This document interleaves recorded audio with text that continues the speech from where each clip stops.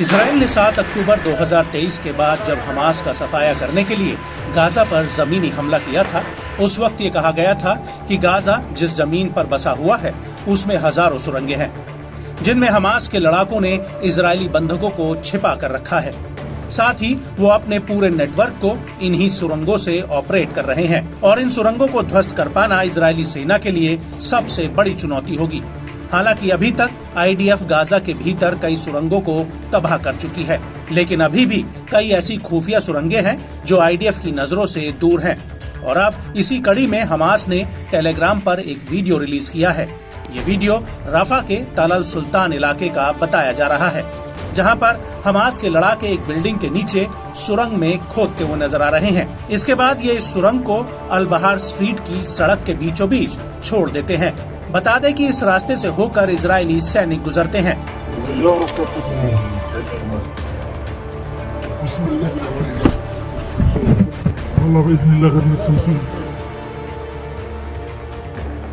और इस वीडियो में कुछ ही सेकंड के बाद इस सुरंग में जोरदार धमाका होता है।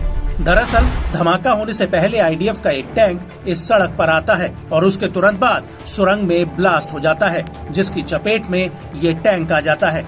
दरअसल अल कासिम ब्रिगेड के लड़ाके इस सुरंग में भारी मात्रा में विस्फोटक लगा देते हैं और जैसे ही आईडीएफ का मरकावा टैंक यहां से गुजरता है, सुरंग में रखा बारूद फट जाता है। अल कासिम का कहना है कि इस धमाके में टैंक का चालक दल मारा गया है। आपको बता दें कि हमास ने न सिर्फ राफा में आईडीएफ को तगड़ा झटका दिया है, बल्कि जेनिन में भी 27 जून 2024 की रात को हुए एक धमाके में आईडीएफ के एक 19 साल के स्नाइपर कमांडर सार्जेंट इयाल चाइनीज की मौत हो गई है और इस धमाके में 16 सैनिक घायल हुए हैं। इजरायली सेना के रेडियो का कहना है कि पहला विस्फोटक नामेर टाइप आर्मर्ड व्हीकल में फटा। इजरायली सेना का कहना है कि शुरुआती जांच में ये पता चला है कि 2 विस्फोटक कम से कम 1.5 मीटर की गहराई में दबाए गए थे, जो कि इजरायली सैन्य वाहन के वहां से गुजरने के दौरान फट गए। और इसी दौरान अल कासिम और अल कुद्स ब्रिगेड की जेनिन में इजरायली सैनिकों के साथ सीधी भिड़ंत भी हुई। इसका एक वीडियो भी सामने आया है, जिसमें आईडीएफ का एक हेलीकॉप्टर उड़ता हुआ नजर आ रहा है। बताया जा रहा है कि यह हेलीकॉप्टर आईडीएफ के घायल जवानों को लेकर जा रहा था, जो उत्तरी जेनिन में हुए बम धमाके में घायल हुए थे। बड़ी बात यह है कि इस हमले से पहले इजरायली सेना ने जेनिन के कालिकिलिया गवर्नेट, बेथलेहम और हेब्रोन में छापेमारी की थी।